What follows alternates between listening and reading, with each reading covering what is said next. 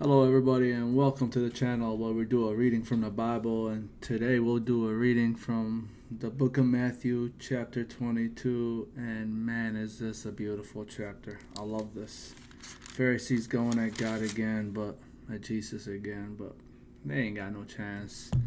They never will have a chance, You know what it is.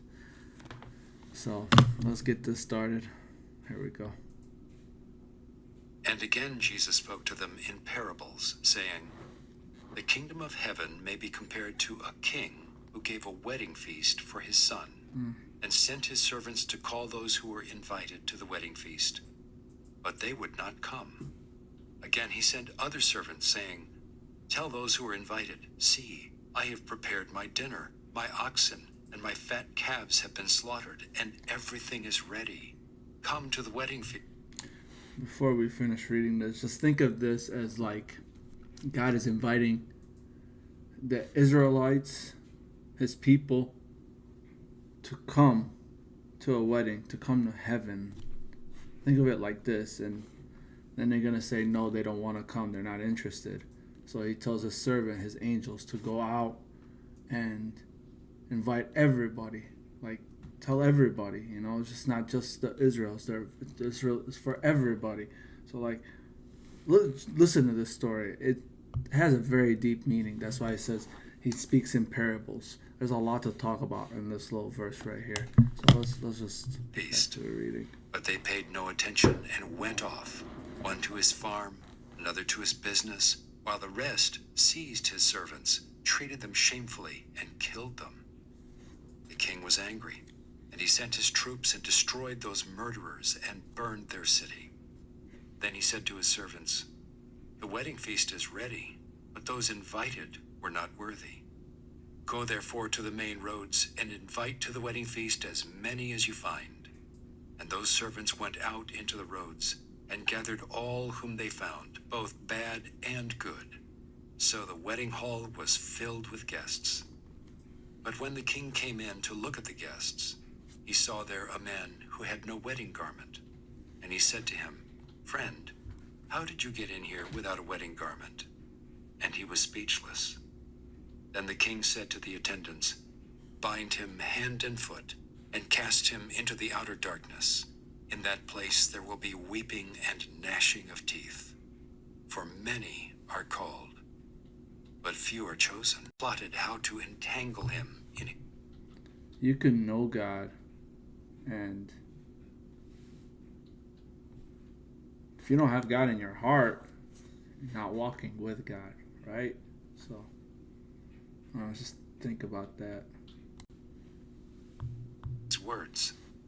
And they sent their disciples to him, along with the Herodians, saying, Teacher, we know that you are true and teach the way of God truthfully, and you do not care about anyone's opinion, for you are not swayed by appearances. Tell us then what you think. Is it lawful to pay taxes to Caesar or not?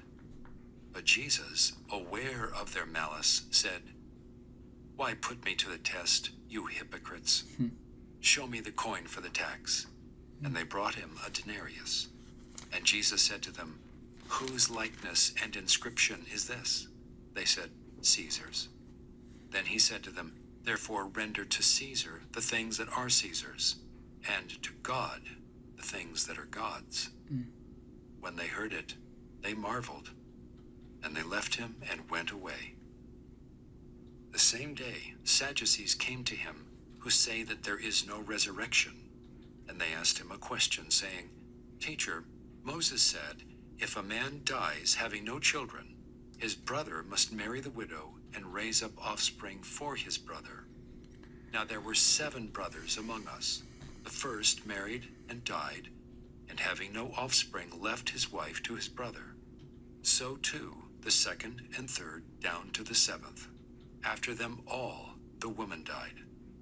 In the resurrection, therefore, of the 7, whose wife will she be? For they all had her. But Jesus answered them, You are wrong, because you know neither the Scriptures nor the power of God. For in the resurrection they neither marry nor are given in marriage, but are like angels in heaven. And as for the resurrection of the dead, have you not read what was said to you by God?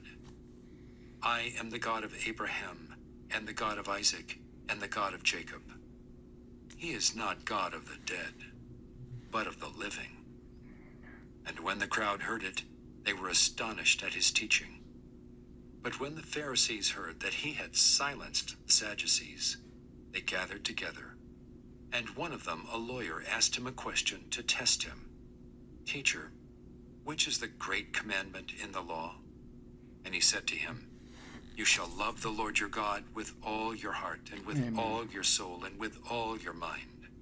This is the great and first commandment. And a second is like it. You shall love your neighbor as yourself. On these two commandments depend all the law and the prophets. Now while the Pharisees were gathered together, Jesus asked them a question, saying, What do you think about the Christ? Whose son is he? They said to him, The son of David. He said to them, How is it then that David, in the Spirit, calls him Lord, saying, The Lord said to my Lord, Sit at my right hand until I put your enemies under your feet. If then David calls him Lord, how is he his son? And no one was able to answer him a word, nor from that day did anyone dare to ask him any more questions. He don't play. He don't play. No, he don't play. They came and attacked him, and he snapped and got them back really quick. He gave them something they couldn't answer. It's so goofy. There's a lot to be talked about in this chapter. There's so much to cover. So many little stories. Even the story about the wedding and marriage and all this basically told them that it doesn't matter who's married to who here. The loved ones will find themselves in heaven. So, none of that stuff matters, it's not a big deal. It's not as big deal as they're trying to make it. So that's what he tells them. You don't know the scripture. You don't know what's written. There's a lot to be talked about. Like I said, a lot to be talked about. So we'll go over it one day.